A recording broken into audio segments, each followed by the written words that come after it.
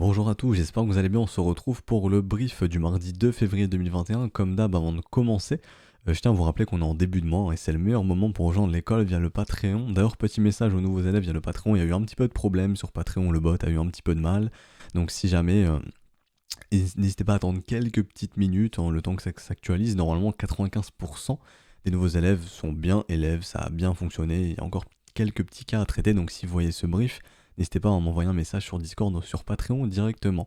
Mais voilà, pour revenir pour les autres qui seraient intéressés pour rejoindre l'école, je le répète, on est vraiment en tout début de mois, donc c'est le meilleur moment via le Patreon. Et si jamais voilà, vous souhaitez assister au brief privé que je fais avec les élèves, où on chasse des assets très intéressants, que ce soit de la stratégie Shadow ou de la stratégie de cycle, que je commence à enseigner depuis peu, n'hésitez pas à nous rejoindre pour voilà, récupérer, assister aux cours vidéo qui ont déjà été tournés ou les cours écrits qui sont aussi très intéressants, je pense, hein.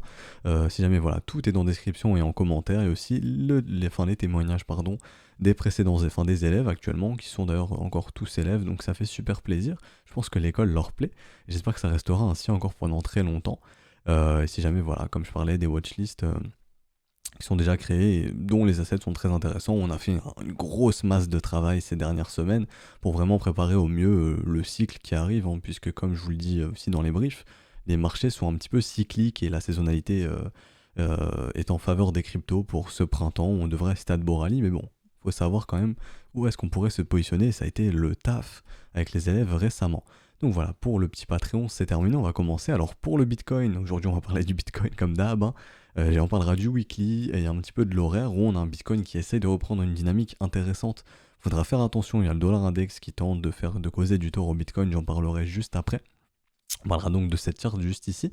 On parlera des spreads qui permettent de mesurer demande et offre. Donc théoriquement, si la demande est supérieure à l'offre, le marché monte. Si l'offre est supérieure à la demande, le marché baisse, tout simplement. Et donc ça, c'est vraiment un excellent outil qui permet de récupérer cette demande et cette offre.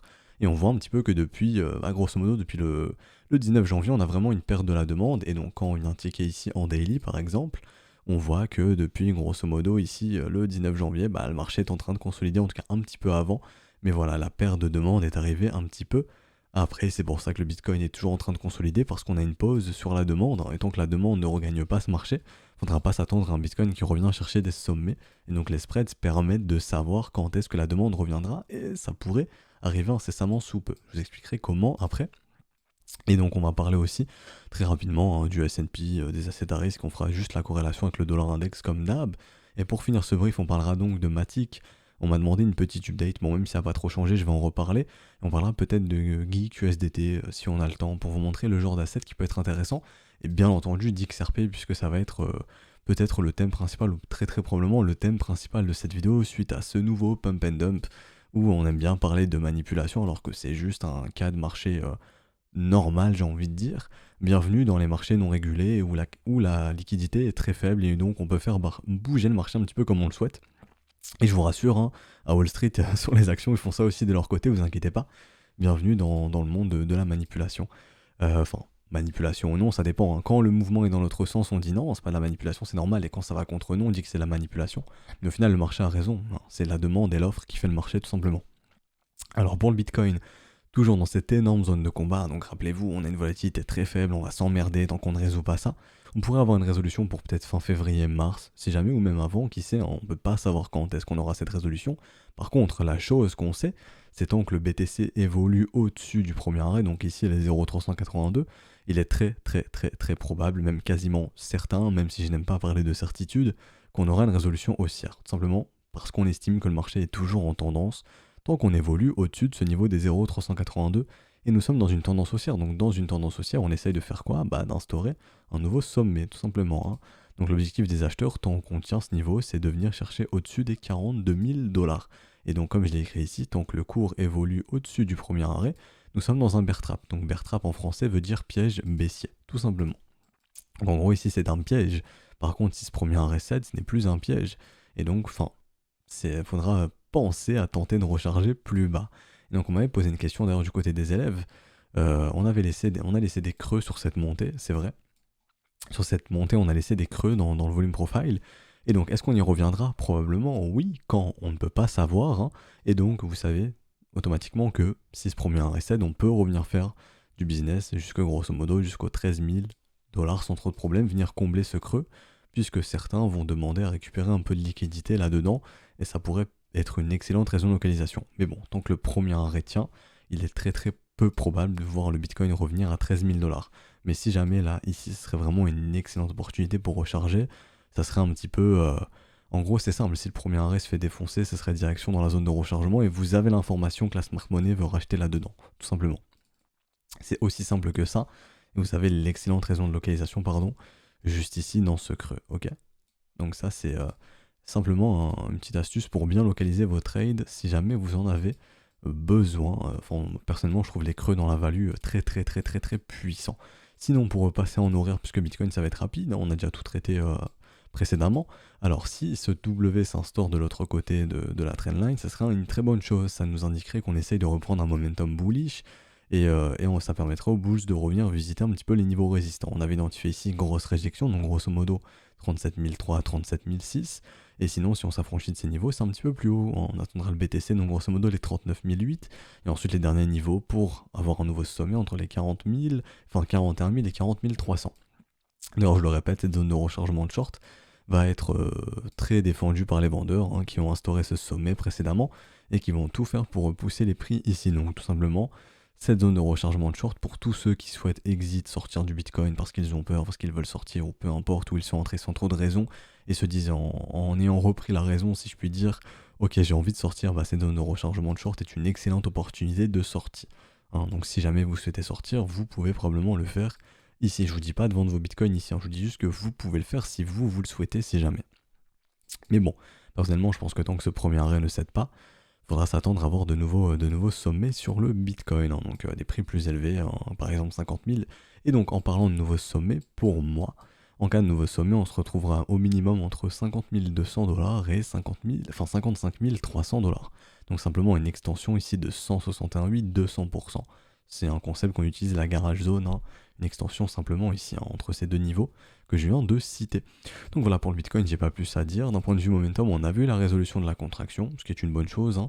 Mais bon, la volatilité ne suit pas. D'ailleurs, on est sur un asset qui est faiblement volatile. Et donc ça profite aux altcoins dont on parlera juste après. Sinon, pour le BTC, je vous parle aussi du dollar index qui tente de donner vie à cette épaule inversée. Et généralement, quand le dollar index se porte bien, Bitcoin soit se porte mal ou consolide. Et donc j'ai envie d'aller voir ce qu'est en train de faire le dollar index ici avec les mèches, voir si c'est confirmé ou non. Je vais passer rapidement en daily. Donc en daily, on va regarder ça. Donc on pourrait se dire que pour la ligne de coup de l'épaule tête épaule est quelque part par là, si on prend le niveau max, et ce n'est pas encore confirmé. Donc on peut se mettre une petite alerte ici sur le premier arrêt si jamais de ce mouvement ici. Et donc on verra si on donne vie à cette épaule tête épaule inversée. En tout cas actuellement il y a un menteur. Si jamais les deux partent dans le même sens, on pourrait se dire qu'il y a un menteur. Soit le dollar index ment et en gros ce serait un head fake, donc en gros ce serait ça. Simplement on fait ça, on réintègre et en gros c'est le dollar index qui mentait. Ou alors c'est le Bitcoin. Soit le dollar index gagne, il fait son rallye, et en gros c'est le Bitcoin qui était en train de mentir, il faudra s'attendre à un mouvement baissier par la suite sur Bitcoin, ou c'est le dollar index. Mais il est peu probable, à mon humble avis, de voir les deux partir en même temps. Ce serait peu probable de voir un dollar index faire un rallye et Bitcoin faire la même chose. Ça peut arriver, mais de ce qu'on a vu des précédentes semaines, ça serait assez peu probable. Mais bon, on va suivre ça ensemble, bien entendu, et c'est pour ça qu'à mon humble avis, il faut vraiment surveiller le dollar index, puisque comme on l'a vu, quand le dollar index s'écroule, le Bitcoin monte, et quand le dollar index augmente, le Bitcoin s'écroule. Simplement ici je vous remontre.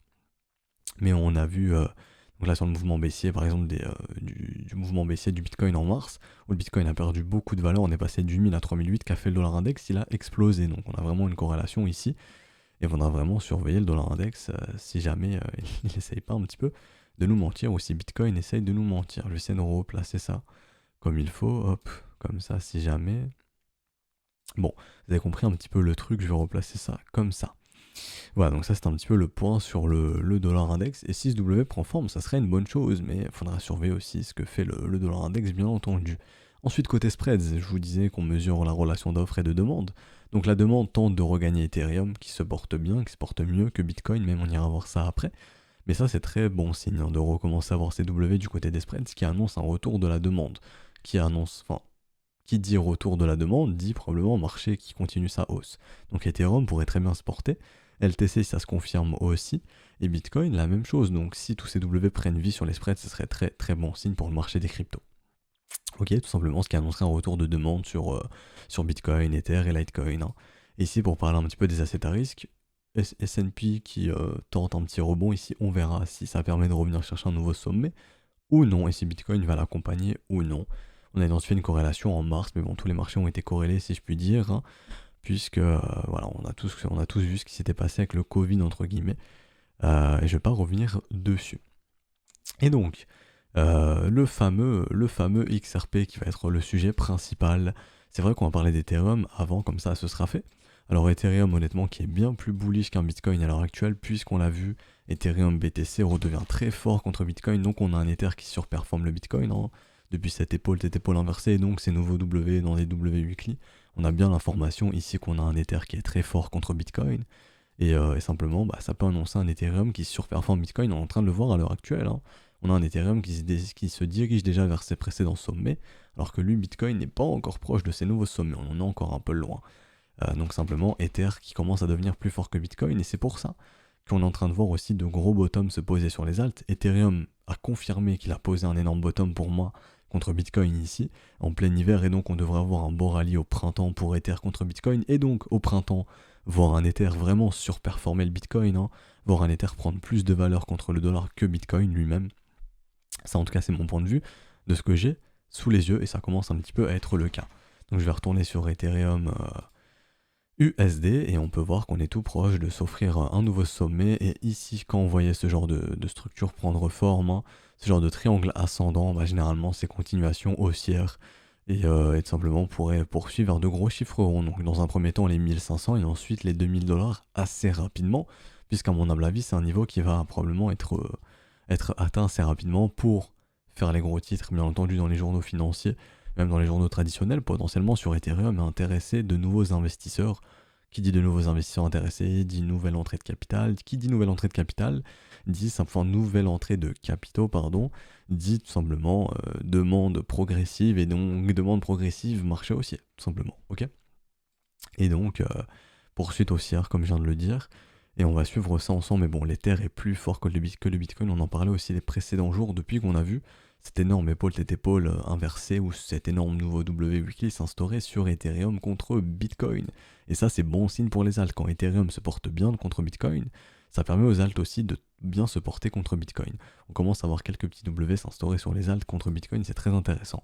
Alors, XRP, ce fameux pump, avec si j'ai bien compris, ce subreddit, bon bref, un petit peu le même truc qui s'est passé sur GME pour ceux qui ont suivi, de ce que j'ai compris. Honnêtement, moi j'ai pas suivi, hein, j'ai lu vos commentaires. J'ai boire un petit coup d'eau, désolé, je reprends. Donc c'est du live, hein, donc je peux pas couper. J'espère que ça vous dérangera pas trop. Mais si jamais, voilà, ce petit subreddit, bref, où ça va annoncer un pump, quoi qu'il en soit, techniquement, je le répète, hein, si XRP est vraiment bear, on n'est pas censé voir ces structures.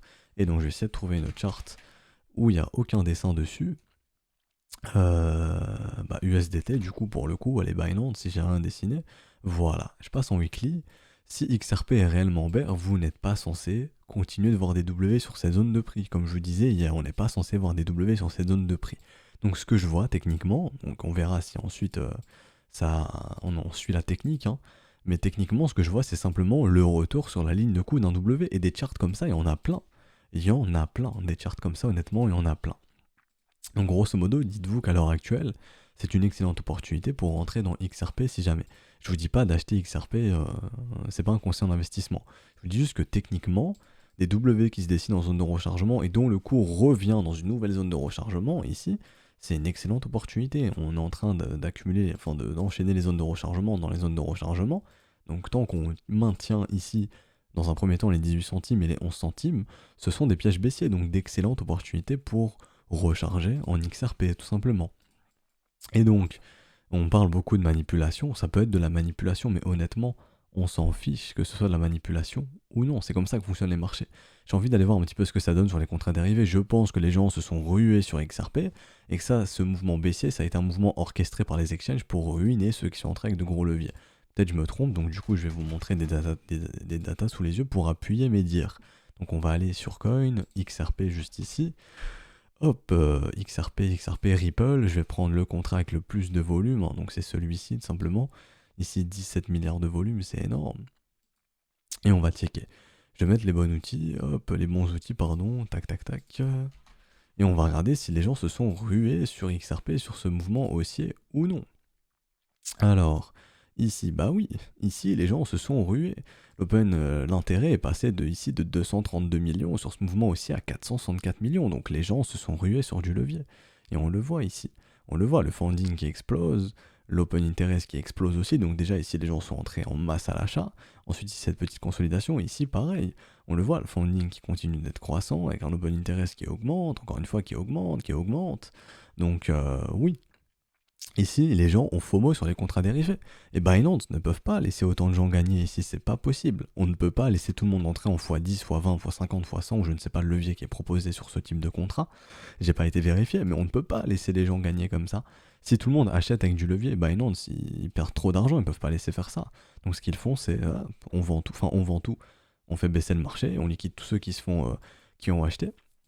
Ici, vous voyez ces gros pics de liquidation. Ici, c'était vraiment mission liquider tous les acheteurs qui sont entrés avec du levier. Ok. Et donc ici, on peut identifier aussi du coup beaucoup de vendeurs ici maintenant, puisqu'on voit malgré ces grosses liquidations que l'open interest n'a pas trop bougé. Donc on peut se dire qu'il y a beaucoup de gens qui ont shorté ce mouvement baissier.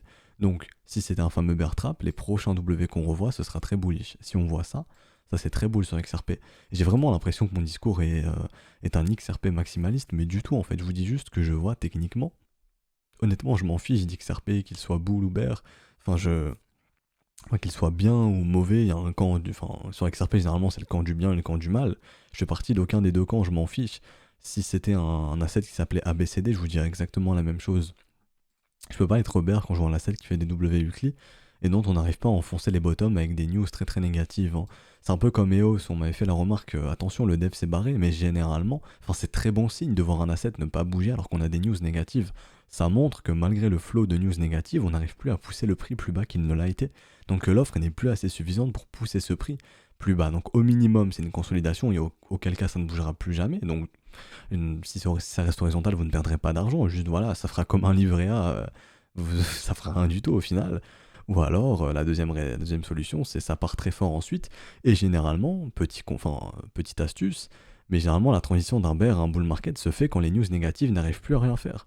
Vous prenez Ethereum classique, qui, malgré les attaques 51 qu'on a eues, n'a pas réussi à causer de nouveaux creux plus bas. Et on a vu quoi? Au contraire, on a vu des W weekly. Donc ça, c'est transition d'un bear à un bull market. Petite astuce. Et on est en train de voir la même chose sur XRP probablement. C'est-à-dire que malgré les pires news négatives, on n'arrive pas à enfoncer les bottoms, et même pire entre guillemets, on continue d'instaurer des W weekly. Je vous assure que quand le flow de news est négatif et qu'on est réellement dans un bear market, le peu de news négatives qui arrivent permettent d'enfoncer les prix. Tout comme dans un bull market, le peu de news positifs permet vraiment de pousser les prix très fort. Donc actuellement, pour moi, c'était simplement un retour sur ligne de coup, ce qui permet d'offrir une excellente opportunité. Par contre, s'il y a encore beaucoup de gens à liquider plus bas, faut pas s'étonner si on a encore un dip un peu plus bas sur XRP, histoire de liquider tous ces acheteurs qui sont entrés si c'est pas encore le cas. Si on a une gros pic de liquidation, on semble se calmer un petit peu, mais si jamais les exchanges décident de repousser le prix plus bas pour liquider encore des acheteurs, ils peuvent totalement le faire. Mais je le répète, en tant que techniquement, on ne vient pas s'enfoncer premièrement sous les 17 centimes et ensuite sous les 11 centimes, XRP c'est un énorme piège baissier. Donc je vais écrire un bear trap. Tout simplement, ok? Et donc tout ce qui revient en zone de rechargement, c'est d'excellentes opportunités. Et on le voit ici en mensuel, vraiment ce niveau des 16-17 centimes est énormément défendu par la smart money. Il y a clairement des gens qui refusent de voir XRP aller sous ce niveau. Donc même 16-17 centimes, si on y revient, c'est une excellente localisation pour recharger en XRP. Si jamais. Alors manipulation, oui ou non, honnêtement, on ne saura jamais. Le marché fait simplement ce qu'il a envie. Et ici, d'un point de vue d'un point de vue order flow, ça s'explique parce qu'il y a trop de gens qui sont entrés à l'achat sur les contrats dérivés, et Binance ne peut pas laisser autant de gens gagner. Donc voilà, ça c'était un petit peu le topo sur XRP. Sur XRP, pardon, j'espère avoir été assez clair. Et donc Litecoin, je vais pas en reparler, hein. Si jamais pour ceux qui sont intéressés pour l'investissement sur LTC, on revient dans cette zone de rechargement, donc tant qu'on y revient, dites-vous que la smart money doit continuer de racheter ici, hein, de remplir ses bags, puisqu'à mon humble avis, LTC a clairement le potentiel pour s'offrir un nouveau sommet sur ce cycle, et on attendra la résolution de ce premier arrêt, et quand ce premier arrêt scènera, s'il cède bien entendu, ce sera immédiatement retour dans la zone de rechargement de short et nouveau sommet derrière, hein, très très probablement. Et donc pour clôturer ce brief, on va parler de Matic. Alors on m'a demandé de faire une petite update, bah c'est rien qui a bougé, hein. Quand vous continuez de voir des W ainsi, c'est très bullish. W ici, dans ce petit W. Et donc on me demandait comment entrer entre guillemets, donc je fais pas de conseil en investissement, mais comment moi je ferais. Bah simplement j'achèterais probablement ce W weekly. Et ensuite, j'achèterai aussi ce W weekly. Donc simplement, je poserai un ordre ici. Et ici, je fractionnerai en deux entrées. C'est ce qu'on a vu avec les élèves précédemment, enfin il y a quelques semaines déjà. Et, euh, et donc, euh, et donc voilà, mais honnêtement, on est dans une dynamique qui est très très intéressante. Je ne peux pas penser bear lorsque je vois autant de structures bullish s'instaurer. Il y a clairement des gens qui accumulent. Et en plus, avec les datas qu'on a, avec les élèves qu'on a pu récupérer, on a fait ça sur pas mal d'assets. Donc on a récupéré les assets qui sont les plus accumulés, en tout cas ceux dont les datas sont disponibles, hein, et on a trié un petit peu.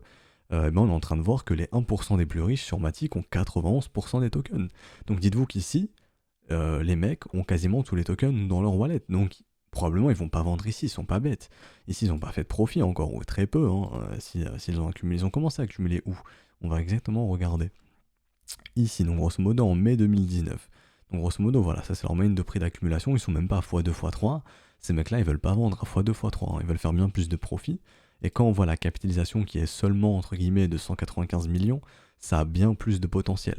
Donc je vous dis pas d'aller vous ruer sur Matic, hein, je vous dis juste que techniquement c'est un asset très intéressant. Et avec les data qu'on a récupéré avec les élèves ici, on a vraiment l'information que les 1% des plus riches hold ne vendent pas et maintiennent leur position. Et s'ils maintiennent leur position, c'est qu'ils estiment que ça a bien plus de potentiel. Et c'est comme ça que ça marche. Concept d'aspiration d'offres. On garde les tokens en wallet, on en met très peu de dispo sur le marché, et donc les gens se battent ensuite quand les gens se battront pour en acheter, ça permettra de pousser les prix très haut. Et comment faire pour que les gens puissent se battre pour en acheter? C'est simple. Faut faire partir le prix à la verticale, et quand ça devient vertical, les devs annoncent des news, donc ceux qui gèrent le projet annoncent des news, les gens se disent ouais, il y a des news qui arrivent, ça va bumper, et ça fait effet boule de neige, hein, et ça permet aux assets de partir très très fort. Donc ça c'est probablement ce qui attend Matic, un petit peu comme Dot, hein. C'est exactement la même charte.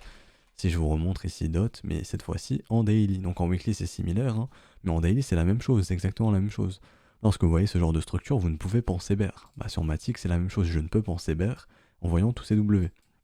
Et donc à les petits cadeaux, c'est ce genre de charts que vous devez aussi chasser, hein. Donc Guy qu'on a vu avec les élèves il y a pas mal de temps aussi. Simplement quand ces W se posent, c'est très très bon signe, hein. Et là on est en train de le voir. Gros bottom qui s'est posé ici, et donc faudrait pas être étonné de voir un petit rallye ici. C'est un petit alt, enfin c'est une petite alt, je vous dis pas d'aller vous ruer sur cet asset non plus, je fais pas de conseil en investissement. Je vous dis juste que ce genre d'assets, avec ce genre de configuration, sont très très très intéressants. Et notre but dans l'école, c'est de venir chasser tous ces assets, hein, qui posent ce genre de structure, pour pouvoir bénéficier de potentiels rallyes, en tout cas acheter quand le signal est donné au bon moment. Voilà, donc je pense qu'on va s'arrêter ici pour aujourd'hui. Je le répète, hein, mais on reste en début de mois, donc c'est le meilleur moment pour rejoindre le Patreon. Tout est en description dans les commentaires, enfin pour rejoindre l'école, pardon, via le Patreon, tout est en description dans les commentaires. Je vous souhaite du coup une bonne journée, on se retrouvera donc demain mercredi. J'espère que le topo sur XRP vous aura plu et que ce brief vous aura plu. Si c'est le cas, n'hésitez pas à laisser un petit pouce bleu si jamais ça récompense le travail qui est fourni, et aussi à vous abonner si ce n'est pas déjà fait, hein. Je vous remercie pour les 24 000 abonnés d'ailleurs, et on se retrouve donc demain. Ciao ciao.